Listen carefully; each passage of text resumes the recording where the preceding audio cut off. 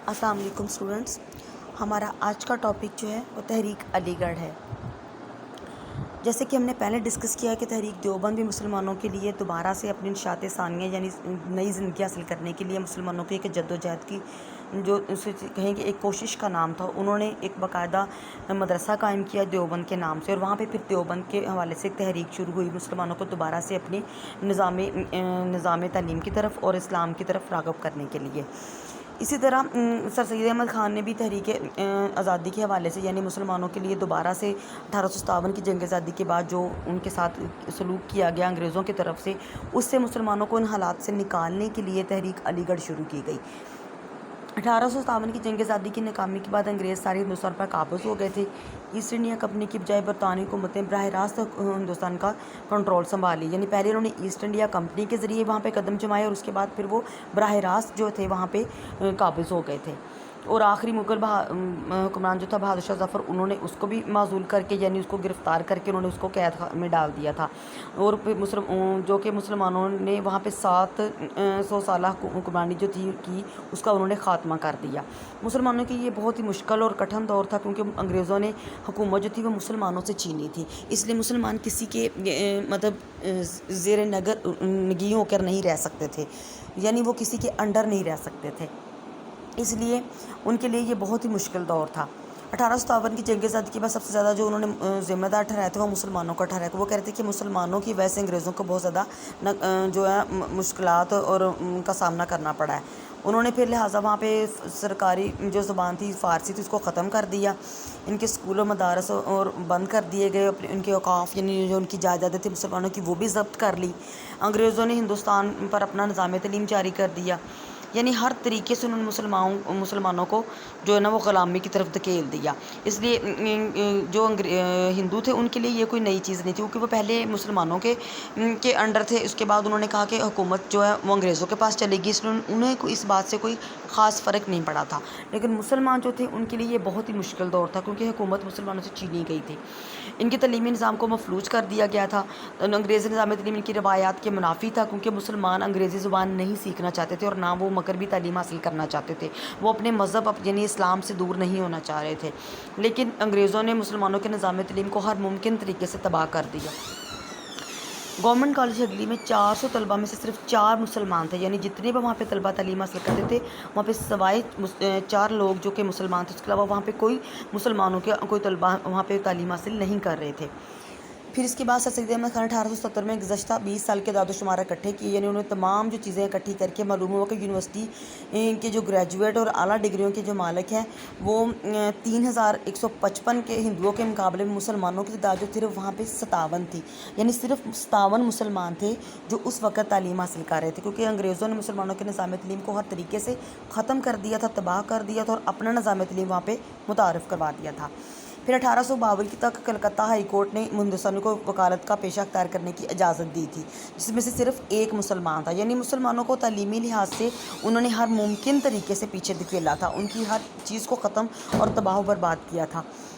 سرکاری اسکول جو تھے وہ برائے نام تھے، اور سارے صوبے میں صرف 3 سرکاری اسکول تھے، اور وہاں پہ بھی انہوں نے جو ہے مسلمانوں کے نظام تعلیم کو ختم کر کے وہاں پہ انگریزی نظام تعلیم کو رائج کر دیا تھا. وہ اپنے بچوں کو سرکاری اسکولوں میں تعلیم بھیجنے کے لیے تیار نہیں تھے جو مسلمان تھے. ملازمتیں چونکہ سرکاری تعلیم حاصل کرنے کے لیے دی جا رہی تھیں، اس لیے مسلمانوں کے لیے ان اداروں میں اپنے بچوں کو تعلیم کے لیے بھیجنا بھی ایک مجبوری بن گئی تھی. لیکن مسلمان ایسا نہیں چاہ رہے تھے. انہوں نے مسلمانوں کو معاشی اور معاشرتی طور پر ہندوؤں سے بہت پیچھے کر دیا تھا، اور ہندوؤں جو تھے ان کے سب سے زیادہ ان قریب ہو گئے تھے، اور تمام مراد جو ہے ہندوؤں کے لیے انہوں نے وقف کر دی تھی.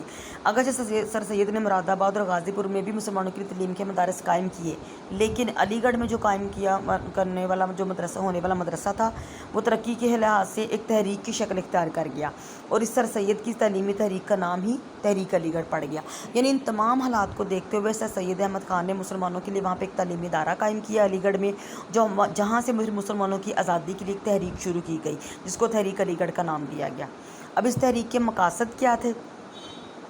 ان کے مسلمانوں اور انگریزوں کے درمیان پائی جانے والی غلط فہمی اور اختلافی صورتحال کو ختم کرنا چاہ رہے تھے. ان کے درمیان خیر سگالی اور باہمی اعتماد پیدا کرنا چاہ رہے تھے. سر سید احمد خان کا اصل مقصد انگریزوں اور مسلمانوں کے درمیان ایک مصالحت قائم کرنا تھا.